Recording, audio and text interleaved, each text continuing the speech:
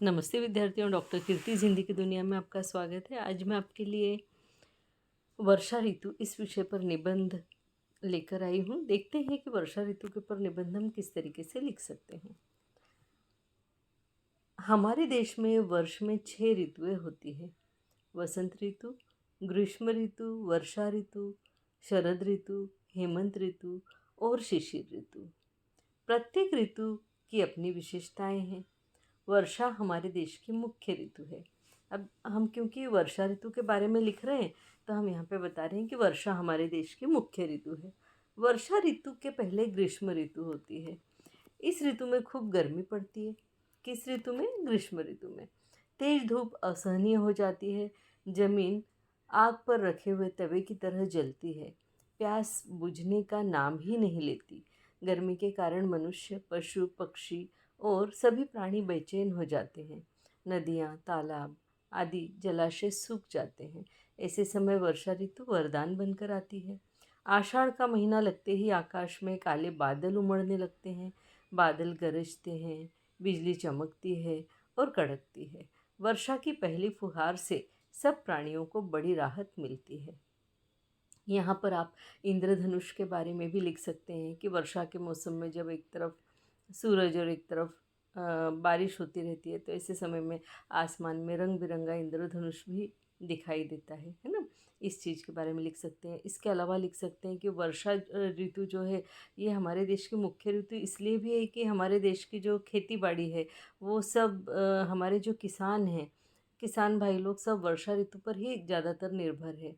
क्योंकि हमारे यहाँ सिंचाई के लिए उतनी अच्छी व्यवस्थाएं नहीं है, इसलिए हमारे किसान जो है वर्षा ऋतु पर ही अवलंबित रहते हैं। ये भी एक चीज़ इसमें आप लिख सकते हैं। इसके आगे लिखेंगे, किसानों की खुशी का ठिकाना नहीं रहता जब बारिश आती है। वनों बागों में मोर नाचने लगते हैं। पपीहे की पीहू पीहू और मेंढकों की टर टर से वातावरण गूंज उठता है। वर्षा ऋतु में कभी धीमी तो कभी मूसलाधार बारिश होती है। कई कई दिनों तक सूर्य देवता के दर्शन नहीं होते। चारों तरफ पानी ही पानी हो जाता है। अब यहाँ पे आप और लिख सकते हो, ऐसे समय में कई बार हमारे स्कूलों की छुट्टियाँ हो जाती है और नदी, नाले, तालाब आदि जल से छलकने लगते हैं। बरसात के कारण चारों ओर हरियाली छा जाती है। पेड़ पौधे झूम उठते हैं। आकाश में इंद्रधनुष की छटा देखते ही बनती है। वर्षा ऋतु हमें जल देती है। वर्षा के कारण अच्छी फसलें होती है। वन, बाग, खेत, मैदान आदि को वर्षा ही हरा भरा बनाती है। रक्षाबंधन, गणेश उत्सव जैसे पर्व वर्षा के आनंद को और बढ़ा देते हैं। 15 अगस्त का राष्ट्रीय पर्व भी वर्षा ऋतु में ही आता है।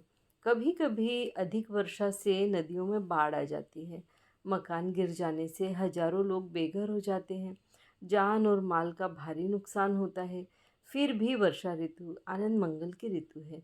वर्षा प्राणियों के लिए प्रकृति का सबसे बड़ा उपकार और उपहार भी है।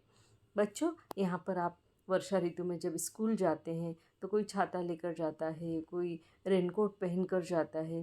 तो किस तरीके से वर्षा ऋतु का आनंद लेते लेते स्कूल में पहुँचते हैं, या स्कूल से जब छूटते हैं तब अगर बारिश हो तो मन खुश हो जाता है। भीगते हुए बच्चे घर जाते हैं, पहली बारिश का तो मज़ा ही कुछ और होता है। ये सारी बातें भी आप इसके अंदर लिख सकते हैं। वर्षा ऋतु में स्कूल के चारों तरफ पानी भर जाता है, सड़कों पर पानी भर जाता है। उस पानी में से खेलते हुए घर जाना बच्चों को बड़ा अच्छा लगता है। बड़े साथ में हो तो डांट डपट लगाते हैं, नहीं खेलने देते, लेकिन बच्चों को ये सारी बातें अच्छी लगती है। तो ये सारी बातें भी आप इस निबंध के अंतर्गत लिख सकते हैं। तो यहीं पर ये निबंध ख़त्म होता है। इस वीडियो को देखने के लिए बहुत बहुत धन्यवाद।